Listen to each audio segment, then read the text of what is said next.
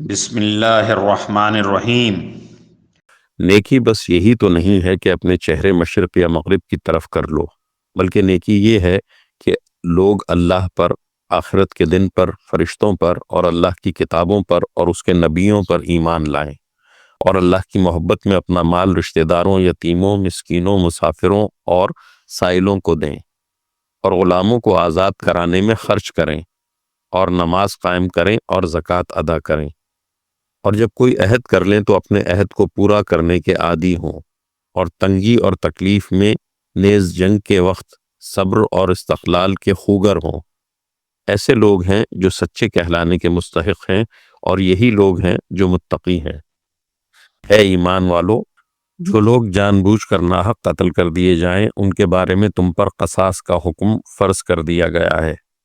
آزاد کے بدلے آزاد، غلام کے بدلے غلام، اور عورت کے بدلے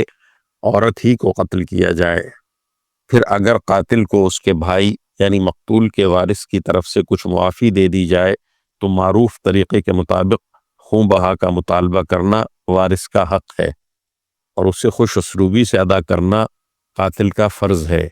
یہ تمہارے پروردگار کی طرف سے ایک آسانی پیدا کی گئی ہے اور ایک رحمت ہے۔ اس کے بعد بھی کوئی زیادتی کرے تو وہ دردناک عذاب کا مستحق ہے۔ اور اے عقل رکھنے والو، تمہارے لیے قصاص میں زندگی کا سامان ہے، امید ہے کہ تم اس کی خلاف ورزی سے بچو گے۔ تم پر فرض کیا گیا ہے کہ اگر تم میں سے کوئی اپنے پیچھے مال چھوڑ کر جانے والا ہو تو جب اس کی موت کا وقت قریب آ جائے وہ اپنے والدین اور قریبی رشتہ داروں کے حق میں دستور کے مطابق وصیت کرے۔ یہ متقی لوگوں کے ذمے ایک لازمی حق ہے۔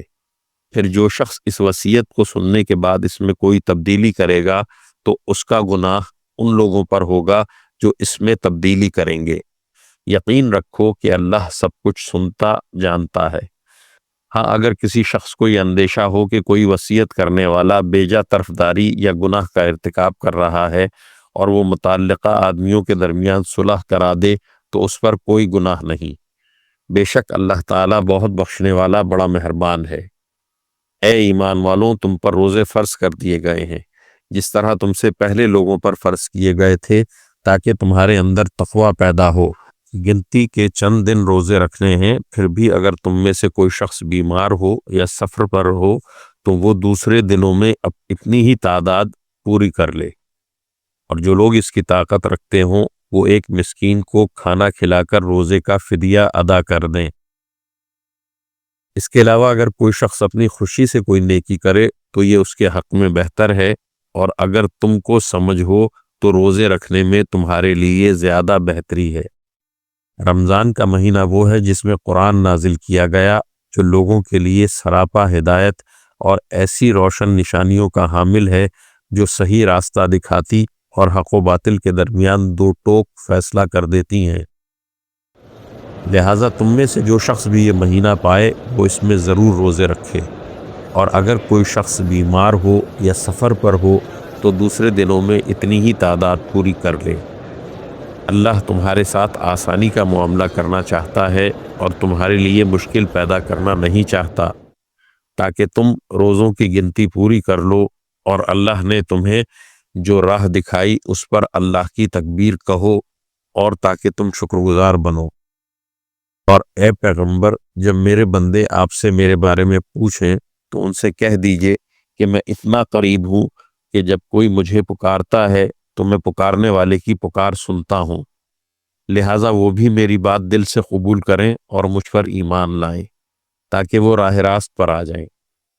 تمہارے لیے حلال کر دیا گیا ہے کہ روزوں کی رات میں تم اپنی بیویوں سے بے تکلف صحبت کرو، اور تمہارے لیے لباس ہے اور تم ان کے لیے لباس ہو۔ اللہ کو علم تھا کہ تم اپنے آپ سے خیانت کر رہے تھے، پھر اس نے تم پر عنایت کی اور تمہاری غلطی معاف فرما دی۔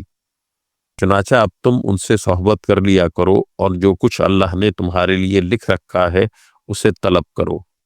اور اس وقت تک کھاؤ پیو جب تک کہ صبح کی سفید دھاری سیاہ دھاری سے ممتاز ہو کر تم پر واضح نہ ہو جائے، اور اس کے بعد رات آنے تک روزے پورے کرو۔ اور ان اپنی بیویوں سے اس حالت میں مباشرت نہ کرو جب تم مسجد میں اعتکاف میں بیٹھے ہو، یہ اللہ کی مقرر کی ہوئی حدود ہیں،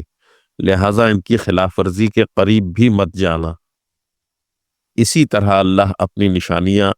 لوگوں کے سامنے کھول کھول کر بیان کرتا ہے تاکہ وہ تقوی اختیار کریں، اور آپس میں ایک دوسرے کا مال ناحق طریقوں سے نہ کھاؤ، اور نہ ان کا مقدمہ حاکموں کے پاس اس غرض سے لے جاؤ کہ لوگوں کے مال کا کوئی حصہ جانتے بوجھتے ہڑپ کرنے کا گناہ کرو۔